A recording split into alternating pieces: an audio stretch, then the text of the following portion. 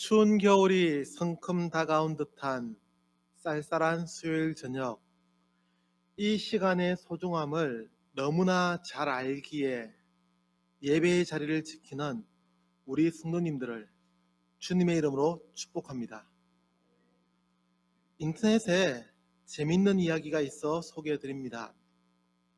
경직된 분위기에 이 이야기가 우리의 마음을 조금은 부드럽게 또 유쾌하게 만들 수 있었으면 좋겠습니다. 30대 교수는 어려운 것을 가르친다고 합니다. 그리고 40대 교수는 중요한 것을 가르치고 50대 교수는 아는 것을 가르친다고 합니다. 그러면 60대 교수는 무엇을 가르칠까요? 네? 기억나는 것을 가르친다고 합니다. 기억이 나야지 가르칠 수 있다는 거죠. 최근 전 세계적으로 인기를 끌고 있는 우리나라의 드라마가 있습니다. 우리 스누님들도 너무 잘 알고 있다고 생각되는데 오징어 게임이라는 드라마입니다. 이제는 94개국에서 1위를 하는 드라마라고 하죠. 왜 사람들은 이 드라마에 대해서 이토록 열광을 할까라는 의문이 듭니다. 물론 이 드라마가 재미있고 탄탄한 스토리를 가지고 있는 것은 분명합니다. 그럼에도 이 드라마가 이토록 인기를 끄는 이유를 찾아보기 위해서 많은 분들이 다양한 분석들을 내어놓고 있기도 합니다. 그 중에 저는 이영미 대중예술평론가가 했던 라디오 인터뷰의 평가를 이야기하려 합니다. 이런 원인에 대해서는 여러 이야기를 해야 하지만 거두절미하고 오징어 게임에 대한 이야기만 하면 오징어 게임이라는 이 드라마는 삶이 너무 고통스러운 우리의 상황을 잘 보여줍니다. 살얼음을 걷는 것처럼 우리의 삶이 불안하고 고통스럽다는 것입니다. 우리 마음대로 멈출 수도 없고 계속 할 수도 없는, 그렇다고 이 고통스러운 게임에서 벗어날 수도 없는 그런 우리의 현실입니다. 그럼에도 게임은 늘 공정하다고 이야기합니다. 오징어 게임이라는 드라마에서 게임을 진행하는 프론트맨이라고 하죠. 게임을 진행하는 사람이 항상 공정을 이야기하고 강조하듯 우리가 사는 이 시대도 공정하다고 강조합니다. 그러나 이것이 정말로 공정한 것인지에 대해서 다시 생각하게 만듭니다. 이 드라마는 우리의 이런 상황을 해학적으로 그려냅니다. 말로는 공정하다고 하지만 전혀 공정하지 않은 우리의 시대입니다. 그렇다고 이런 현상이 우리나라에만 있는 문제라고 자책하거나 실망하지 않아도 됩니다. 이미 전 세계가 이런 현상으로 흘러가고 있기 때문입니다. 그래서 94개국에서 시청률 1위를 하고 있다는 평가입니다. 물론 부차적인 설명으로 한국의 드라마가 인기를 끄는 데에는 우리나라의 대중문화에 대한 관심이 높아진 이유도 있습니다. 이제는 K-팝의 인기가 전혀 이상하지 않고 영화나 게임을 넘어 웹툰까지 인기를 끌고 있습니다. 여기에 대해서 이제는 K-드라마까지, 더구나 인터넷 시대가 되면서 전 세계의 대중문화적 감수성과 취향도 동질화되었다고 합니다. 이런 배경이 있기에 오징어 게임이라는 드라마가 세계적인 관심을 받고 있다는 평가입니다. 결론적으로 이제는 전 세계인이 각자 도생의 문제로 실험하고 있고, 그럼에도 공정하지 않은 고통스러운 삶을 살아가야 함을 이 드라마는 잘 보여주고 있습니다. 그런 점에서 우리 스님들께 잠시 부탁의 말씀을 드립니다. 우리 스님들도 참으로 힘들고 아픈 시기를 보내고 계시겠지만 이런 시기를 앞으로도 계속 살아가야 하는 우리의 다음 세대를 위해서 잊지 말고 기도해 주시기를 부탁드립니다. 오늘 대표 기도했던 권사님도 기도를 하시던데 우리의 청년들을 위해서, 우리의 아이들을 위해서 꼭 기도해야 할 때라고 생각됩니다. 이런 시대를 살아가는 시점에서 저는 창세기 4장의 말씀을 우리 스님들과 함께 생각해 보려 합니다.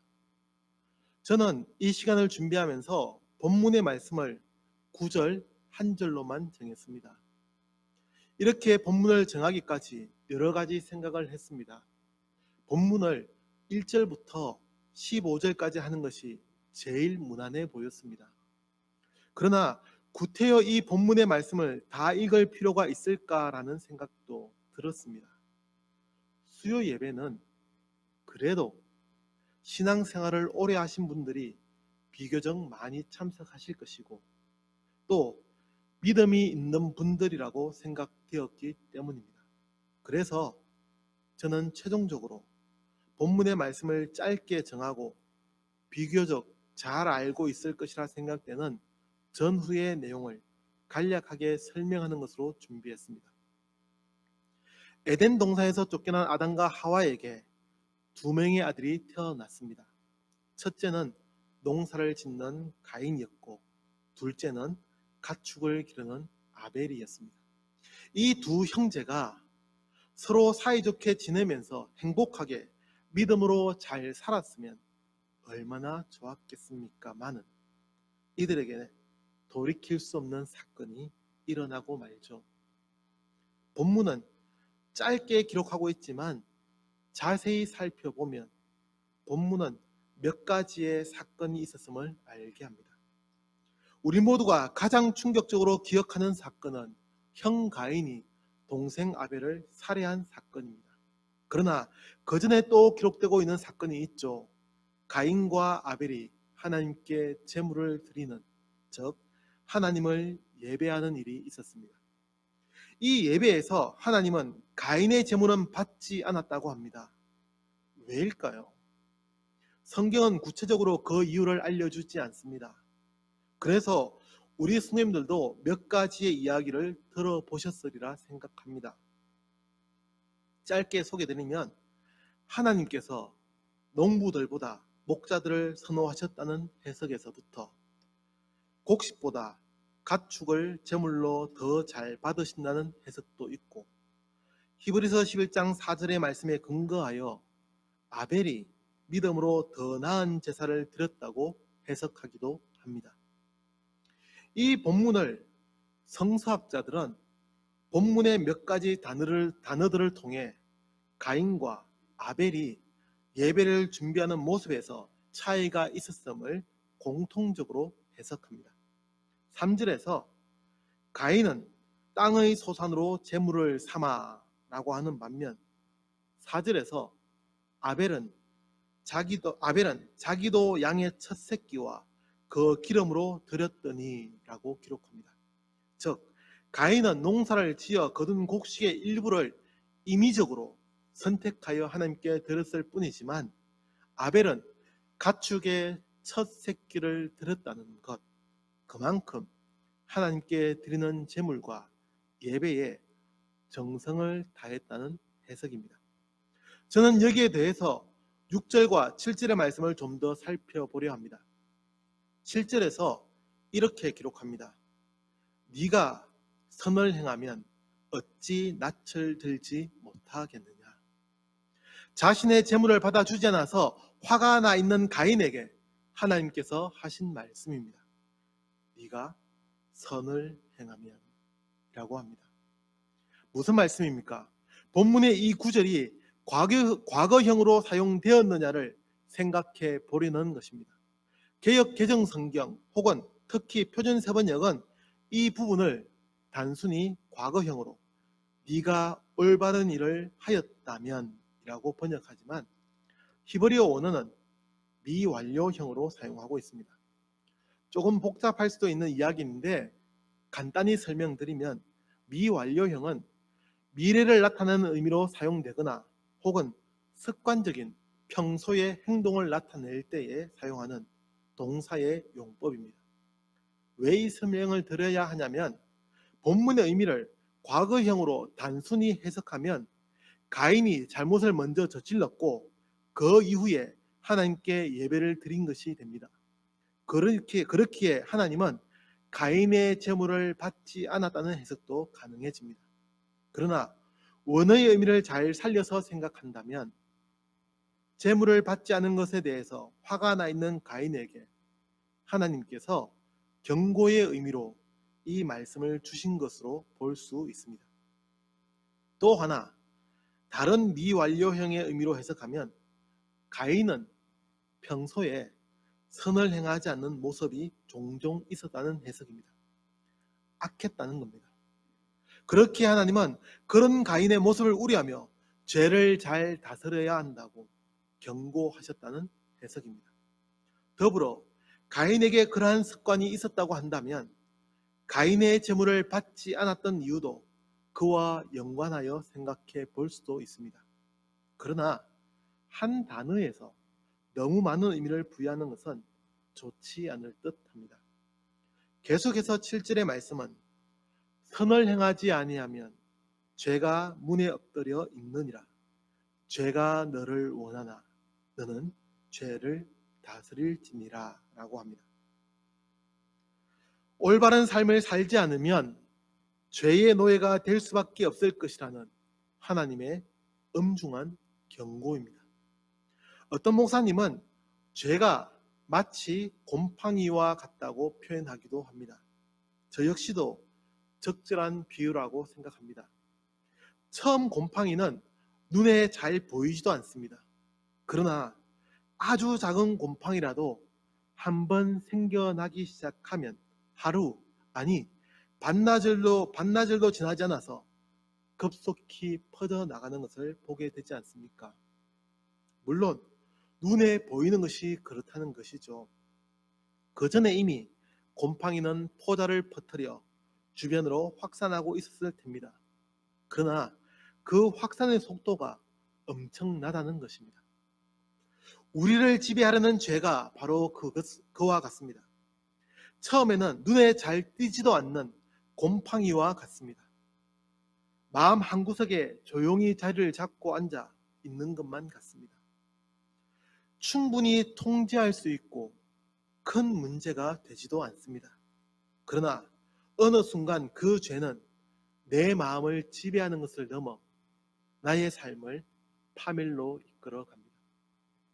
가인에게 그런 문제가 있었습니다. 이전에 어떤 잘못된 습관이 있었는지 아니면 그의 성격이 그러한 위험을 가지고 있었는지는 정확히 알 수 없으나 하나님은 그에게 죄가 문에 엎드려 있느니라 라고 하시면서 너는 죄를 다스릴지나 라고 경고하셨습니다. 그 죄를 다스리지 않으면 그 죄에게 지배당하게 될 것임을 말씀하신 것입니다. 참으로 안타깝게도 가인은 하나님의 이 경고를 듣지 않았습니다. 그가 하나님의 말씀에 조금이라도 귀를 기울였다면 그의 삶은 불행해지지 않았겠죠. 그러나 이어지는 8절에서 가인은 아무도 없는 들로 자신의 동생을 데려갑니다. 여기서부터 이미 가인의 비극은 절정을 향해 달려가기 시작한 것입니다. 요즘 말로 그는 우발적 범죄가 아니라 계획 범죄를 저질렀습니다. 동생을 죽이기 위해서 들로 그 동생을 데려갔습니다. 멈춰야 할 때에 멈추지 못한 나약한 모습으로 살게 된다는, 아니 사악한 죄의 노예가 되어 끔찍한 추락을 하게 된다는 말씀입니다. 그리고 이어서 하나님은 가인에게 묻습니다. 내 아우 아벨이 어디 있느냐? 에른스트 비르트바인과 오토 메르크가 공동 저술한 책임이라는 책은 오늘 우리에게 두 종류의 책임이 있다고 분류합니다. 하나는 어떤 일의 결과에 대한 책임, 하지 말아야 할 행동에 대한 책임이며, 또 다른 하나는 우리가 해야만 하는 일에 대한 책임입니다. 그런 의미에서 이 책의 저자는 오늘의 이 본문 말씀을 아벨에 대한 가인의 책임이라는 측면에서 해석합니다. 가인에게는 두 가지의 책임이 있었습니다.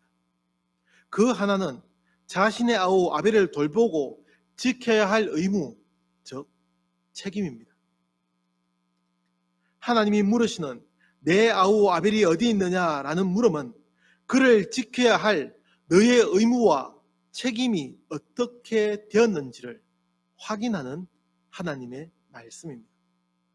또한 자신의 책임을 망각하고 아우를 살해한 가인의 죄에 대해서 그 책임을 묻고 있습니다. 가인은 이 두 가지의 책임을 잊지 않고 믿음의 삶을 살았어야 했습니다. 그것이 하나님께서 그에게 맡겨주신 사명이었습니다. 오늘 이 시대를 사는 우리는 불행하게도 더 이상 책임이라는 말에 고민하거나 주저하지 않습니다. 모두가 책임은 잊어버렸고 자신이 원하는 목표만을 추구하며 살아갑니다. 다시 말씀드립니다. 우리는 책임을 망각하고 우리의 욕심을 추구하며 살고 있습니다. 무슨 의미인지 이해가 되십니까? 좀 더 구체적으로, 그러나 이 이야기들은 몇 가지의 예를 들어 설명하는 것임을 기억하셔야 합니다. 예전에는 이웃집에 어떤 문제가 있으면 함께 걱정하고 해결하려 했습니다. 하나의 공동체라는, 생활 공동체라는 생각이 있었기 때문입니다. 이웃의 문제가 나와는 상관이 없는 문제가 아니라 곧 나의 문제, 나의 책임이라는 생각을 가지고 살았습니다. 그러나 지금은 어떻다고 생각하십니까? 초대교회의 성도들이 자신의 것을 다 내어놓고 함께 생활할 수 있었던 것, 또 신앙의 혹독한 박해에서 옆에 있는 성도를 형제라고 부르며 믿을 수 있었던 것도 이런 고백과 무관하지 않습니다. 그렇지 않습니까? 그 누구 하나가 밀고 하면 모두가 목숨을 잃을 수도 있는 상황임에도 함께 예배드리고 성찬의 기쁨을 나눌 수 있었던 것은 피 하나 섞이지 않은 남이지만 믿음 안에서 하나의 가족이라는 고백이 있었기 때문이었습니다. 저는 이 고백이 책임과 연관이 있다고 믿습니다. 우리는 우리가 마주한 삶의 현장에 대한 책임이 있습니다. 마땅히 우리가 해야 할 일에 대한 책임과 하지 말았어야 할 일들에 대한 우리의 책임입니다. 또 다른 예로, 여전히 우리의 주변에는 도움을 필요로 하는 이들이 많이 있습니다. 코로나 시국이 되면서 더더욱 도움의 손길은 절실해졌습니다. 그럼에도 우리는 그 도움의 손길에도 거리두기를 하고 있습니다. 어려운 사람들을 돕는 기부금은 줄어들었고, 더 구체적으로 응급 환자들을 위한 혈액 공급도 원활하지 않습니다. 다행스러운 것은 그 일에 포항시의 기독교계가 지난 주간에 함께 했었다는 점입니다. 이 문제를 조금 더 범위를 넓혀 생각하면 어떻겠습니까? 이제는 하루 생활권에 들어온 지구에서 여전히 가난과 전쟁, 기상이병 등으로 고통받는 이들이 끊이지 않습니다. 그럼에도 우리는 그들에 대한 관심은 뒷전으로 밀어버립니다.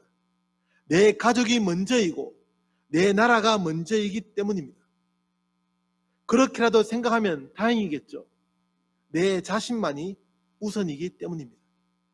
다른 것은 어떻게 되든, 다른 이들은 어떻게 되든 상관하지 않습니다.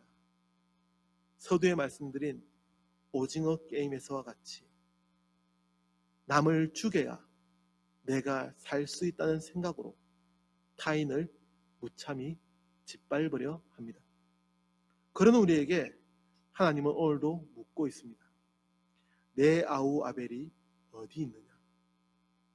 왜 너는 아우의 울부짖는 소리를 못 들은 채 하고 있냐는, 더 나아가 왜 그 아우를 더 고통스럽게 하고 있냐는 하나님의 준엄한 물음입니다. 그리스도인은 하나님의 이 물음 앞에 늘 서 있습니다. 하루하루 주어진 삶을 믿음으로 살아간다는 것은 우리에게 맡겨진 이 책임을 잊지 않고 감당하며 살아야 한다는 의미입니다. 깨어있던 우리의 선조들은 우리보다 생활의 범위도 더 넓지 않았고 세계의 문제들을 접할 기회도 없었지만, 훨씬 더 적었지만 이 책임을 잊지 않았고 세계의 문제들을 마음에 품고 기도하며 그들의 책임을 다하려 했습니다. 그리스도인이기에 그들은 자신이 해야 할 일들에 대한 책임을 미루지 않았고, 성도이기에 그들은 정직하고 바르게 살아갔습니다. 사랑하는 성도 여러분, 참으로 혼란스러운 시대입니다. 여전히 우리의 한민족이라고 하는 저 북한은 미사일을 발사하며 우리를 위협합니다. 아직도 끝나지 않은 이 코로나 바이러스의 문제는 막대한 짐을 우리의 어깨에 짊어지우고 있습니다. 그러나 이 시대를 믿음으로 사는 우리 포항 성도교회 성도들이 있기에 이 시대가 조금은 더 나아지기를, 더 밝아지기를, 조금씩 더 살만한 세상이 되기를 기대합니다. 더 구체적인 우리의 책임들은 우리 성도님들의 삶에서 기도하시며 찾아가야 합니다. 잊지 않고 기억해야 할 사실은 그가 어디 있느냐, 그가 어디 있느냐라고 물으시는 하나님의 그 물음이 우리의 삶을 오늘도 돌아보게 한다는 사실입니다. 우리 성도님들의 아우는, 우리 성도님들의 아벨은 어디에 있습니까? 우리 성도님들이 해야만 하는 그 책임은 무엇이며 하지 않았어야 하는 그 일들은, 그 잘못은 무엇입니까? 하나님의 물음에 책임을 지고 살아가는 성도들이 되기를 간절히 기도합니다. 기도하겠습니다. 내 아우 아벨이 어디 있느냐라고 물으시는 하나님의 물음에 가인은 어줍지 않은 핑계를 대며 하나님께 항변하였습니다. 하나님, 우리의 삶이 이러한 잘못을 반복하지 않게 하시고 우리의 책임을 다하는 삶이 되게 하여 주옵소서.